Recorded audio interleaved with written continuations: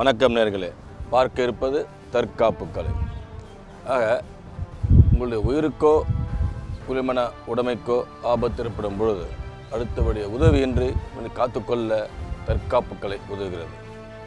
அதே சமயம் தற்காப்பு கலை என்பது நல் ஒழுக்கத்தையும் சுய கட்டுப்பாட்டையும் தன்னம்பிக்கையும் வளர்க்கக்கூடியதுதான் தற்காப்பு கலை பயிற்சிகள்.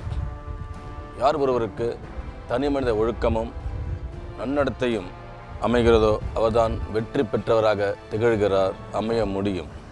காரணம், இந்த தனி மனித ஒழுக்கம்தான்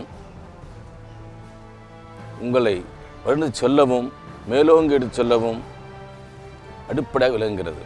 அதற்கு தற்காப்பு பயிற்சி போன்ற பயிற்சி மிக மிக அவசியம். சரி, பார்க்க இருப்பது கோபுடோ இல் உள்ள நன்சக்கு. அது ஒக்கினாவா தீவில் பிறந்த ஒரு தற்காப்பு கலை கோபுடோ. நன்சக்கு என்பது அந்த காலகட்டத்தில் குதிரைகளுக்கு பூட்டப்படும் கடிவாளம்தான் மருவி இன்று நன்சக்காக உருவாகியுள்ளது.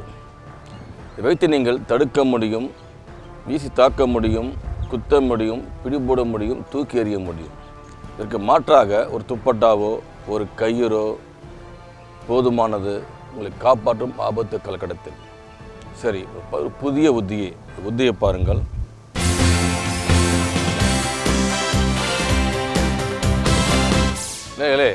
இதுதான் நாம் மேற்கூறிய நன்சக்கு என்ற நூட்டியாக்கு.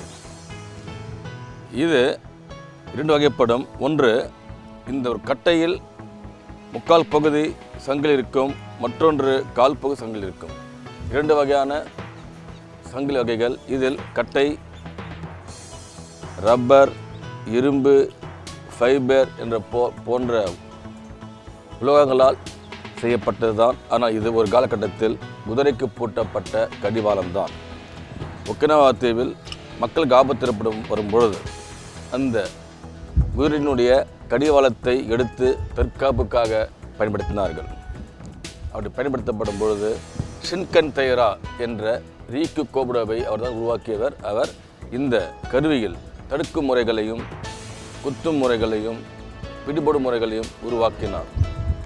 அவர் உருவாக்கிய அந்த பள்ளிதான் ரீக்கு கோபுடோ. அந்த ரீக்கு கோபுள்ள 8 வகையான தற்காப்பு தான் இந்த நன்சக்கு கருவி.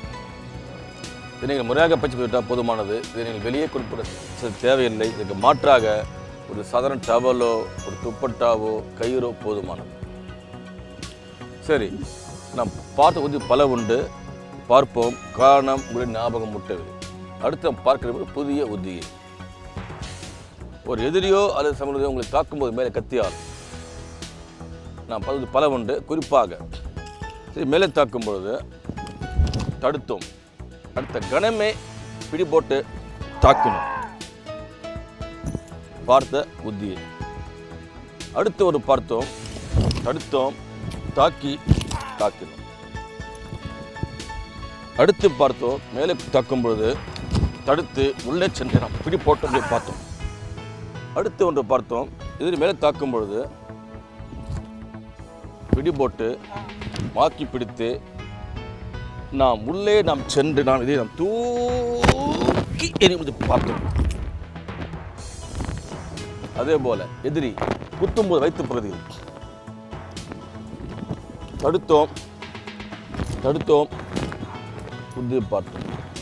அடுத்து ஒன்று பார்த்தோம், குத்தும்பொழுது தடுத்து சுழற்றி பிடிப்போம். அடுத்து பார்த்தோம், பிடித்து இழுத்து நாம் தாக்கு பார்த்தோம். நாம் இது பண்ண பல பார்த்தோம் நன்சக்கரை கொண்டு. இதற்கு மாற்றாக நாம் ஒரு துப்பட்டை நாம் பயன்படுத்திக் கொள்ள முடியும். சரி, நாம் பார்க்க இருப்பது புதிய புத்திதான். என்னவென்றால், எதிரே உங்களை குத்த வரும்போது வைத்த பகுதியில் தடுத்து நாம் அவனை பிடிபோட முடியும், நம்மளுடைய கட்டுப்பாடு வைத்துக் கொள்ள முடியும். அந்த புதிய உத்தியை பாருங்கள். எதிரே குத்தும்போது வைத்த பகுதியில் நாம் செய்யும் புத்தி இது போன்று தடுப்போம் எப்பொழுதும். ஆனால் நாம் செய்யப்படும் புதிய புத்திக்கு நாம் தடுக்க இருப்பது எதிர்ப்பகுதியில் தடுக்க உள்ளோம். குத்தும் பொழுது தடுங்கள். அடுத்த கணமே சுற்றுங்கள். இப்பொழுது அவன் செயல் நிறுத்தப்பட்டு விட்டது. கையை மடக்குங்கள். மடக்கி உள்ளே செல்லும் பொழுது எதிர்களை ஆனால் மறு கையோ காலையோ பயன்படுத்த முடியாது.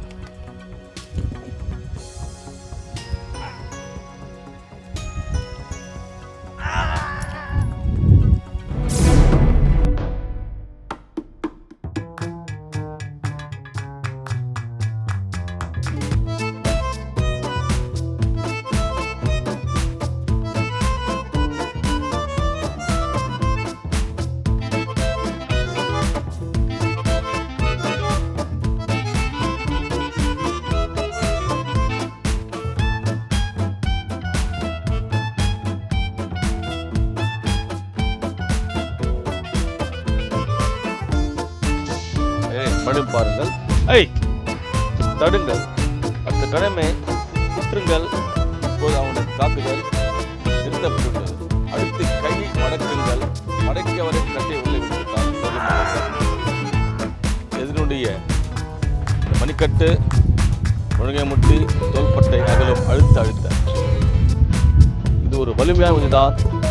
எதிரி தப்பிக்க இயலாது.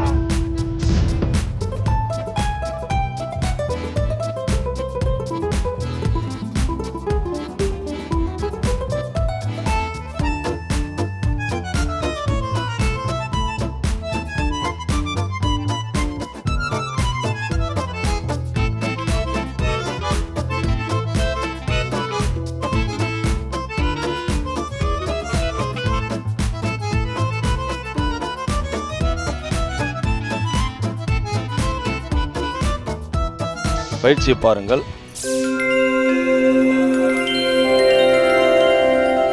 நேயர்களே, இது பயிற்சிக்கான நேரம். பயிற்சி என்பது மிக மிக அவசியம் தற்காப்பு கலை பொறுத்தவரை. காரணம், அந்த பயிற்சி தான் உங்களுடைய உடல் நலத்தையும் மன நலத்தையும் வலுப்படுத்தி சமச்சீராக வைத்துக் கொள்ளும். அதே சமயம் ஆபத்து வரும்போது இந்த உத்திகள் உதவும். நன்சக்கோக்கு என்னென்னா ஒரு தாக்கும்போது வைத்து போவதில்லை. நாம் செய்யும் முதல்கம் தடுப்பு தான். இதில் தடுங்கள். அடுத்த கணமே சங்கிலியை பிடித்துக் கொள்ளுங்கள். எதிரி உங்கள் தாக்க இயலாது. அவன் பிடி உங்கள் கை. இப்பொழுது கையை மடக்கியவாறே செலுத்தும் பொழுது எதிரி உங்கள் வசம். அடுத்தது கை. பயிற்சியை பாருங்கள். வாங்க புரியுங்க. ஓகே, முதல் செயல் தடுப்பு தான். ஈச்சே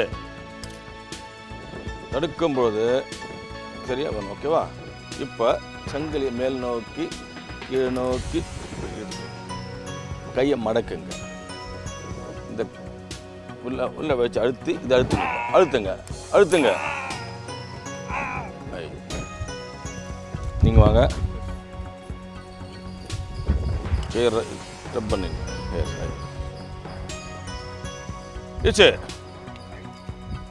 தடுப்பு சரியாகணும். மறுபடியும்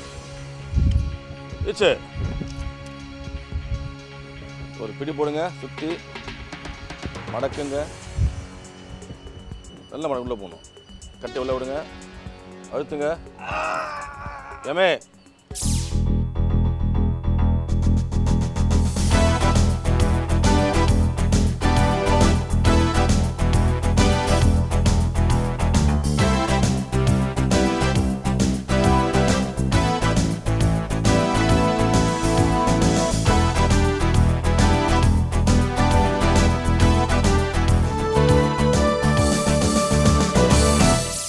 பார்த்தீர்கள்.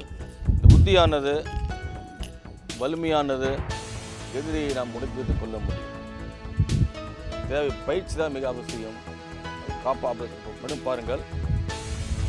எதிரி தாக்கும் பொழுது தடுங்கள். கடமை பிடி போடுங்கள். மடக்குங்கள். விளைச்சலுங்கள். எதிரி கும்பலசம். எதிரி மறுக்கையோ காலையோ தூக்க இயலாது. அசைக்கும் பட்சத்தில் அழுத்தலாம். உண்மையிலே இந்த புத்தியை பார்த்தீர்கள்.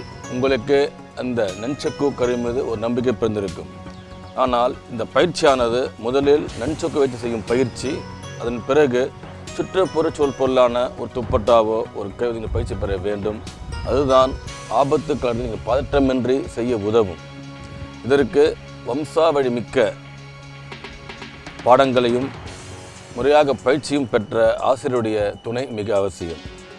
தற்காப்புக்களை பொறுத்தவரை முறையான வம்சாவழி முக்கிய பாடங்களும் முறையான ஆசிரியரும் மிக மிக அவசியம். தேவை நல்ல பள்ளியில் சிறந்த பயிற்சி மட்டுமே.